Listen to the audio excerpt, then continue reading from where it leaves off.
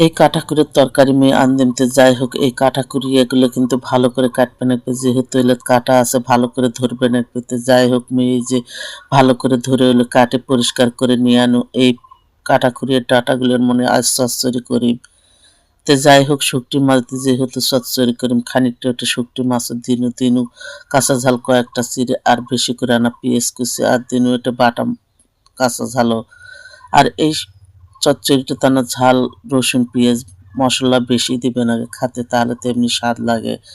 তে দিনু খানিকটা স্বাদ মতো লবণ হলুদ গুঁড়ো আর কয়েকটা গোটা জিরেও দিছু আর পরিমাণ মতো তেল দিয়ে এই কাটাকুড়িয়ার তরকারিটা হাত দিয়ে মাকে রান্না করি আর এই হাত দিয়ে মাকে রান্না করলে তো তরকারির স্বাদ দ্বিগুণ হয়ে যায় গ্রামে থাকা কত শান্তি অনেক কিছু তরি তরকারি অনুভব আমরা টাটকা টাটকা খাই পাই আর যারা এই তরকারিটা খাইছে তারাই তো বুঝবেন তার স্বাদ কি পরিমাণে আর যারা এই কাটাকুড়িয়া শাকের তরকারি খাননি অবশ্যই কমেন্টে জানান।